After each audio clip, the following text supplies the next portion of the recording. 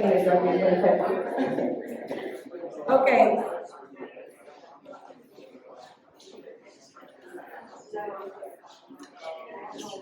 Hello.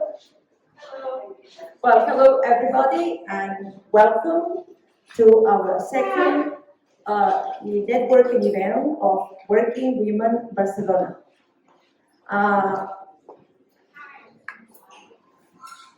Everybody sitting? More or less. Okay, I'd like to mention that our working women kind of association, which entails, let me see, I'm trying to see where you are. You are all dispersed. Barcelona Spotlight, Planet Venues, and Metropolitan Barcelona, and myself. All of us are devoting to helping, supporting, and also connecting professional women. Our monthly events, we thought that the main event would be not only to provide a space for other women to meet and share their experiences, but also we would bring a select group of speakers, topics, and also questions. We thought this would add a lot of value to our events. My name is Josie Post, board member, happy board member of Working Women Barcelona, and also a coach and a mentor for professional women. My brand is Female Changemakers, and my passion is to help work and connect these many women who every single day in small or big steps are trying to make a difference in our world. And one of these women, I have the pleasure to introduce to you today. Guess who? Chené Koscielny. So please, Chené, come here. Okay, Chené, this beautiful lady is, among other things, a journalist and also the director of International Talent Monitor in Barcelona. Global. And we're very happy to have you here. Thank you for coming. And Chené, the floor is yours. Thank you. Thank you very much. I just need to know how to put this forward, my presentation. This one, so I just go, sorry, I'm not in my comfort zone. Sorry? Point to the PC below Below. Like that? This way? Or there. Okay, cool. So, hi everyone. Thank you, Josie, for the invitation, and thank you everyone in Barcelona Metropolitan and Working Women for inviting me and the introduction. So I'm very happy to be here tonight, and I'm actually really happy to be in Barcelona because I do truly believe that it's a great place for women to reinvent themselves. So maybe you're wondering what I mean with reinventing yourself, and I think it's very personal what that means, and hopefully this is going to be a basis, my talk is going to be a basis for our discussion later so that you can share with each other and all of us what your understanding is of women reinventing themselves. But what it means for me as a long-standing expat training spouse is the opportunity to earn money, to earn a decent living, to fulfill my potential, and to have opportunities to grow. Which is what the context is of my talk tonight. So I'll be sharing some of my personal lessons, what I learned, other way, right? There we go. So just a little bit with that in mind about myself. So I'm a mum of 3 teenagers who keep me very, very grounded. I'm also a South African, but I haven't lived there for 20 years. And I'm an expat spouse, as I say, for more than 20 years. And I'm a journalist, so I studied and practiced as a journalist when journalism was still a thing.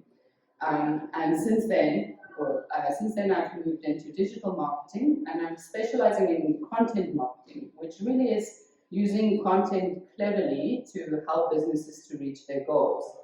And so that's how I got involved with an organization called Barcelona Global. And if you don't know about them, then look them up. So they are also a networking organization connecting locals and internationals, but they're a powerful lobbying group. to try and make life better for international talent and to attract more talent to Barcelona. So I started doing content work for them, and then they invited me last year to be the ITM, International Talent Monitor Director, which really is an extensive report every 2 years about how international talent see the city and how it can be made more attractive. What are the challenges for international talent in coming to Barcelona? So with that hat on, wrong way, sorry, I'm never good with directions. There we go. With that hat on, our research showed us that Barcelona is one of Europe's best and top cities for remote working and hybrid working, which is, as you know, the way the workplace is going, and even in the world. And that's what the international talent told us. And the reason, as you know, is because it's an attractive city, the quality of life, the connectivity with other cities. And sorry, do you have a question? I was just wondering if this is like before Corona or after, and if we've increased during Corona being popular. No, actually it's a good question, and then if you look at the report, it's actually very similar. I mean, I don't have the figures. I thought I don't have so much time, so I'm not going to go into the figures. But if you're interested, you can download the report, and it's very comparable to pre-pandemic. 2 years ago, to the survey they did 2 years ago, and the focus groups 2 years ago. Anyway, so from that point of view, it's definitely great for women. Not that I want to confirm any stereotypes, but still for women, I think it's women who want to combine family commitments and career. This is good news, right? It's a good place to be, to work from home or work in a hybrid situation. Also, it's one of Europe's fastest growing startup hubs. Last year it was the 4th biggest city in terms of closing startup funding rounds. So it's a great place to be if you want to start your own business. There's a startup ecosystem, there's support, it's a digital city. And then also this is not part of our research, but the Catalonian government has started to take initiatives to address gender inequality in the workplace, including the gender pay gap, which still is 23%, but at least they're taking steps in the right direction, trying to force companies to address inequality in the workplace. So for those reasons, I think that Barcelona provides fertile ground for you, for women who want to reinvent themselves, according to my definition. So my definition again is personal, and we're going to learn from all of you what you think. But for me, there are 3 parts. This kind of personal journey, inner journey. It's the qualifications, skills, and tools needed to reinvent yourself. And then the strategies for success in the city where you are. So in our case, Barcelona. So for me, my personal story is I was a successful journalist in my 20s in South Africa. I was interviewing the president. I was approached by celebrities and politicians to write autobiographies for them to ghostwrite. I was somebody. I thought I was going somewhere. I had a plan. And then I married my husband, who was German, and who couldn't find work, even though in South Africa, even though we had much higher earning potential. And so we moved for his job to London. And I arrived there 4 months pregnant with my first child. And I tried for many years to recreate this person that I thought I could be in my 20s. I wanted the same career, I wanted the same opportunities. And of course, I fell on my face because I wasn't the same person, nobody knew who I was. I didn't have any connections, I had no support, and I had children to look after. And we moved to other countries where I didn't speak, let alone write the language. So I became bitter and angry and resentful, and it affected our relationship a lot. And then looking back, at some point there was a shift, and it was very late in the game, I have to say. But I realized that I have to change, I have to accept this. I can't be this person that I thought I would be. I need to be a new person. I need to embrace the opportunities where I am, and I need to turn the negatives into positives. And that's really when things started changing for me, when opportunities started opening. So I realized that, as expats, just by being an expat, we have a lot of skills and we can bring a lot of value. Just the grit and determination of making yourself understood in a culture where nobody understands you, or a language whenever they understand to the adaptability of setting a family sort of against all odds with no support. All of these, the language skills eventually, all of these things are very valuable skills in a workplace and in a business. And I started using those. And for example, I arrived in Geneva at the age of 45. Nobody would give me a job. It's quite a conservative, chauvinist society. So I started my own company. And within a year, my website was outperforming the tourist board's website and the city of Geneva's website. So they came to me and offered me collaboration opportunities, whereas before they wouldn't interview me. So my shift in attitude helped me to open doors for myself, which I think is important. I often see in myself and women, self-doubt and negative self-beliefs that women don't realize just exactly what they can do and how much they can do. And they either limit themselves or they let themselves be limited. And this I think is a mistake.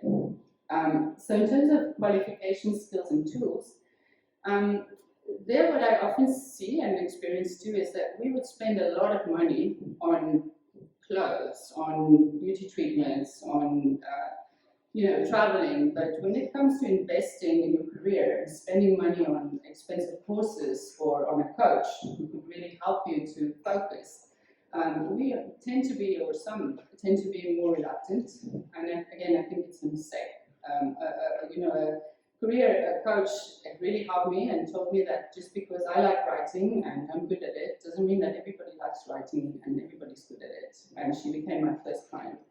And so I think invest in yourself, but then the caveat, which I also saw in myself, is the flip side, is that sometimes we kind of use the lack of skills or experience. I've been out of the workplace for 17 years. I could possibly find a job. I don't know anything about digital. We use this as kind of procrastination tools sometimes, or obstacles. And so I would look at a job sometimes advertised on LinkedIn, and I would tick every box but one. But even though I have many qualifications and skills and experience, I would go, oh, no, I can't apply. Now I've got to do 3 more courses before I can apply for this job. Well, the same with languages. Even though I don't speak Spanish at a C1 level, it's probably good enough to apply for a Spanish job, or a job where Spanish is kind of, not writing, but where it's one of the requirements. So I would say do 70% there, whether it's applying for jobs, whether it's starting your own business, just go for it. You learn on the job, you fake it till you make it. You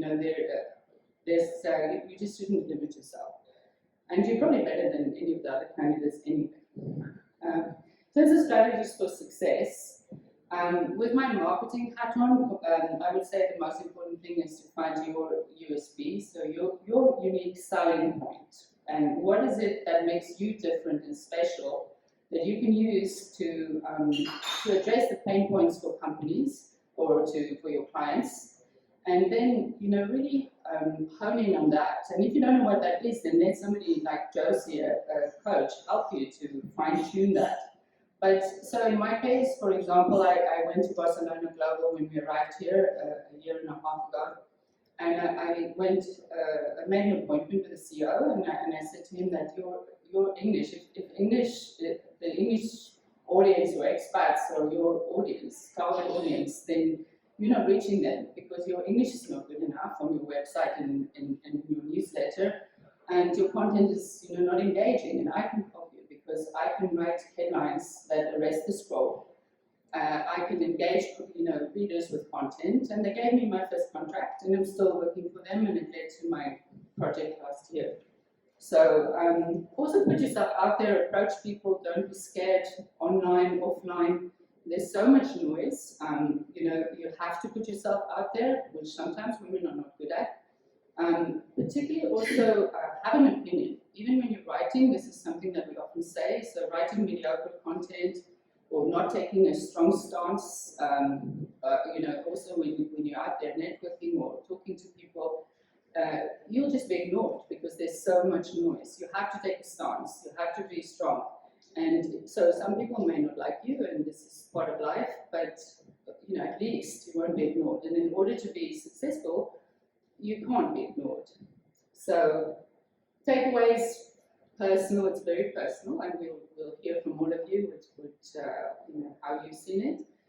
We all make mistakes. This is part of the journey. I wanted to do an MBA, and I let myself be talked out of it, which I never should have done, by somebody who never should have tried to talk me out of it. And I'm still going to do it. So look forward towards the future. Say yes to everything. Keep growing. Keep challenging yourself. Keep making sure that what you're doing is really what you want to be doing. And Barcelona, in my opinion, is a great place to do this. It's open to women. It's open to international talent, and what you do with it is up to you. So connect with me, please. I like Chardonnay and Kava. Have drinks with me, have coffee. I'm on LinkedIn. My website is contentbcn.com. Suddenly I can't read my own website. Barcelona Global. Sign up for the English newsletter, and of course join the Women's Networking Group here. There are lots of other women's networking groups. And let's support each other and share our experiences. Thank you very much, and thanks for listening.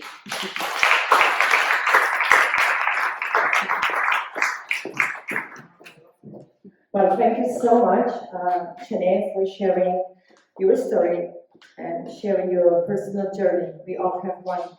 And I was taking kind of notes, and I'm going to say a few things that goes with your goodbye is, ladies, don't dream small, dream big.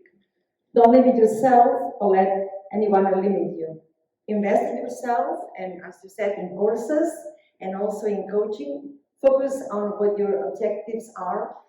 And as you said, pay attention and have a good marketing strategy. And finally, network in person. And this is exactly what we're going to do now, network in person.